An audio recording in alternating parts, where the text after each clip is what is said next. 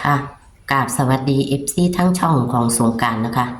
มื้อนี้จะมีแนวทางตำลาวของเซียนผาสุกมาฝากค่ะมื้อคืนบ่ผิดหวังนะคะเซียนผาสุกเข้าตัวกันนะคะ59ตรงๆค่ะพี่น้อง59ตรงๆนะคะให้6วิ่ง6กับ1มา6ค่ะพี่น้องบนล่างด้วยกัน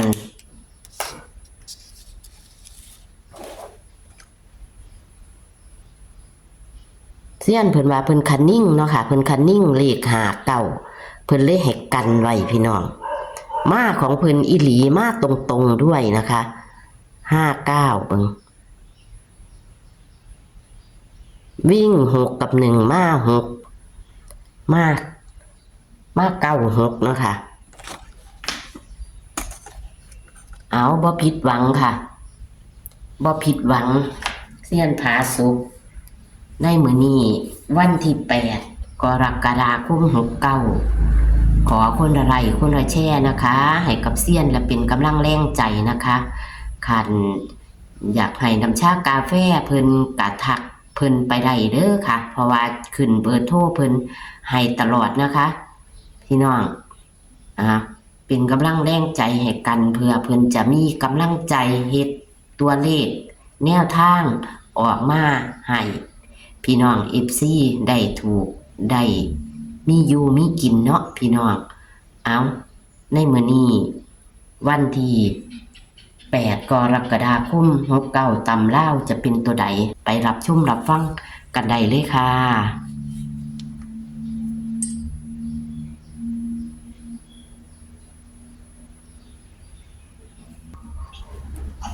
สวัสดีครับแม่ครับค่ะสวัสดีค่ะทอันปิดเสียงโทรศัพท์แม่ค่ะเอามาเบิ่งลืมข้าวเมื่อคืนนี่ำอันนั้นหาหนังสือเธอสวยจังมากปัญญาแอดไปทำงานทางอื่นก่อนนะค่ะญาติแอดเนี่ยว่าสิโทรอยู่หังเฮ็ดอันนี้อันนั้นก็เลยบ่ทันได้โทรหาเรียกออกแล้วว่าเครียดในเจ้าของนู่นนะโอ้ยนอกับเขียนไปอยู่แล้วมันขึ้นแต้มลงแต้มมันสิเป็นตัวนี้มาเรียกออกมามันเป็น96กดจับไว้นี่มี68อยู่น่ะตัวไก่เอาเลข3เลขวิ่งกันละเข้าตัวเดียวกันละเนาะบ่แม่นเสี้ยนให้ตกกันไว้อยู่แม่ค่ะมันมีอยู่บ่เสี้ยนให้ตกกันเสี้ยนว่าคันนิ่งแม่หาเก้าแม่เข้าหาเก้าเต็มดีค่ะนี่ผมให้กันไว้อยู่ได้เนาะแม่นเพราะว่าผมคันนิ่งอยู่นะว่าเป็นบ่ได้เอาให้ค่ะให้เสี้ยนว่าเสี้ยนคันนิ่งตัวนี้เด้อกันใบโดดเอาว่าซั่นว่าคันนิ่งหลายอยู่5 เก้าแต่เลยเข้าหาเก้าผมเขียนไปนี่ตรงค่ะเลขสงสัยผมเขียนไว้ในอันนี้ของผมนี่เลขสงสัยเป็นสงสัยเป็นจริงมาในแต่ผมไปแอดอยู่ค่ะบอกว่าจากสมมติจังซี่มันสิมีตัวนี้ไปสินะก็เขียนไว้ซื่อแต่ว่าฮุบเก่าก็เขียนไว้อยู่ผมไปแอดอยู่ดีใจนำอยู่เดี๋ยวเพิ่นมักตัวนั้นเนาะเพิ่นอาจจะโชว์เต็มที่ก็ได้เนาะค่ะแล้วเลขวิ่งกับเขางกกันไหนเลยค่ะไม่เลขตัวรักกะนี่แต่68น่ะใกล้ๆนี่เอาไหมเดี๋ยวนี้เอาไหมยังบ่ยังกับเขาอยู่ดอกค่ะเพราะว่ามันเป็นเอาลงไว้ให้อยู่เอาไหมเดี๋ยวนี้เอาไหมค่ะมีกาสีวิ่งจำนวนเก่าแล้วแน่เด้อค่ะ2โตแล้วก็จับคู่อีก6ชุดมันล่ะโอ้ยยังไงกับสิ่งศักดิ์สิทธิ์บันดาลในเข่าตรงๆเลยเด้อเรียกก็ได้ตัวกันกับเข่าตรงๆเลยล่ะค่ะหาเก่าตรงๆเลยตัวกันก็ได้จริงๆนั่นมันนั่นพวกอันนั้นแล่นไปอยู่ทั้งอุบล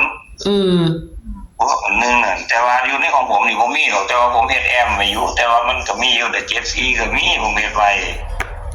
มาตัวนี้ไปจังซั่นแต่เดี๋ยวก็เฮ็ดใส่ลายไว้ทางแน่มันไหลเลยค่ะเพราะว่าถ้าเฮาบ่เฮ็ดไว้เนาะงวดถัดมานี่เฮาก็วิเคราะห์ยากกันนะค่ะ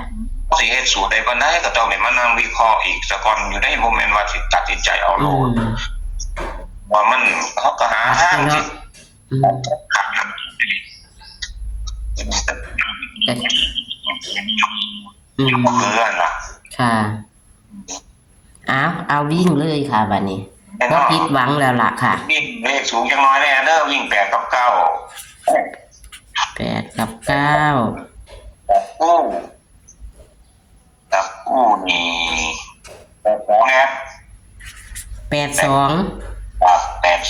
82ตัวที่2 83 83 84 84 92เสียงโทรศัพท์ก็เป็นคือเก่านั่นล่ะหังตัด แต่มันได้ยินอยู่ ค่ะ มันอาจจะมีบนช่อง93นะ93 94 94 ตัวประกอบกับเป็นเลขอ้ายเลขน้องเนาะตัวไว้ตัวเป็นตัววิ่งกับเป็นเลขอ้ายเลขน้องนั่นแหละ ค่ะ ผมเน้นตัว84 94เลยเด้อ ค่ะ 84 94ได้ว่าพวกช่องใดเพิ่นบ่แม่นว่าบ่เน้นน่ะสิบ่ออกได้ ค่ะ ได้ว่ามั่นใจในเรื่องของตัวนี่ล่ะแต่ว่ามักแห้งๆน่ะนะที่เน้นให้นี่มักแห้งๆในใจตัวเองพร้อมนะครับคือ84 94นี่ล่ะเอาเลข3ตัวไปจาก2ชุดเนี่ย ค่ะ 948ตัวนึง 948 048 048 เอาตัวนี้เงินได้ครับจะมี ตัวไหนก่อนค่ะ เอาเป็นตัวกันก็เนาะ ค่ะ เอาเป็นตัวกันนี่เอา0203ด้วยแอดเด้อ2ชุดนี่ล่ะ 02 03 เพราะว่าผมก็เขียนไว้นี่อยู่ว่าตัวระวังนี่เขียนไว้อยู่ว่า ย่านมันมากคือเก่าคือหาเก่าบ่ นั่นล่ะมันอยากมันจะออกตัวเฮาก็นิ่งแต่ว่าเฮาก็จิ้มมันนะอยากมันออกไปจังซั่นคือเมื่อกี้นี่ก็นิ่งหาเก่านี่ล่ะหลายที่แล้วมาเอาเป็นถือว่าเป็นตัวกันซะหน่อยเนาะ0203เนาะ ค่ะ ก็คือบ่หลายเกินไปดอกเพราะว่าเลขก็เบิ่งง่ายอยู่ทั้งหมดทั้งมวลคือเท่านี้แหละลองๆดู ค่ะ วิ่ง8 กับ 9 บนล่างเนาะค่ะ จับคู่82 83 84 92 93 94เน้น84กับ94เนาะค่ะ ครับ จับคู่3ตัว948 048 ครับ2 2 ชุดแล้วก็ตัวกัน0203เนาะค่ะ เอาเองก็ทำ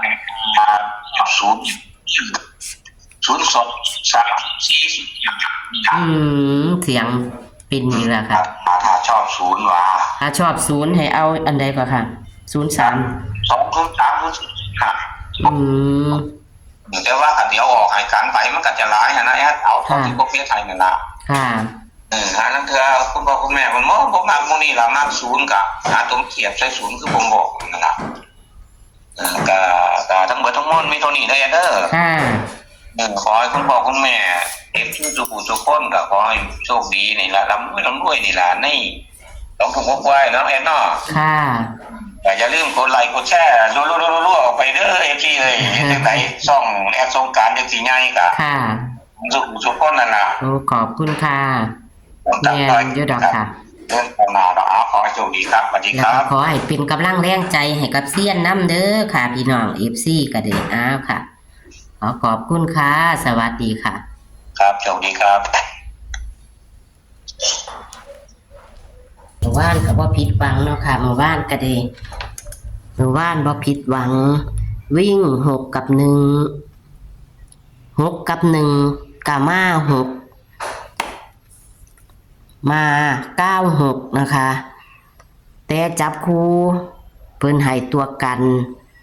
เข้าหาเก้าตรงๆเลยค่ะ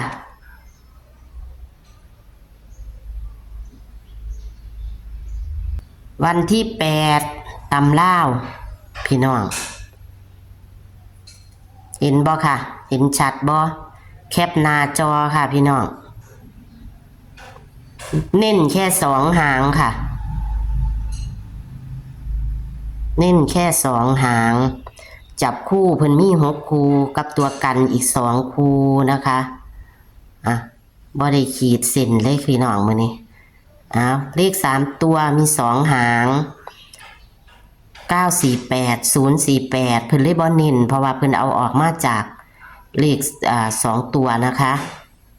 เลข2ตัวเพิ่นเน้น84 94นะคะแชปหน้าจอค่ะมื้อนี้ก็ขอให้เฮงๆปังๆให้ถูกหวยด้วยเบอร์กับเซียนพาสุกตำลาวอีกคือเก่าค่ะพี่น้องตำลาวเมื่อคืนก็บ่พลาดเนาะค่ะเพิ่นก็เอาไว้อยู่เลข69เพิ่นก็เฮ็ดไว้เพราะว่าเพิ่นมีหลายสูตรพี่น้องมันก็เข้าอยู่แต่ว่าเพิ่นก็เรียกบ่ถูกแต่ว่าเพิ่นมาให้ตัวกันก็เลยเข้าอยู่นะคะก็เลยเข้า59ค่ะพี่น้อง59ตรงๆขอบคุณที่กดไลค์กดแชร์ให้นะคะคลิปนี้ก็ขอให้ร่ำให้รวยถูกหวยในมื้อแรงนี้วันที่8กรกฎาคม69ตำลาวกับเซียนผาสุกอีกคือเก่าค่ะสวัสดีค่ะ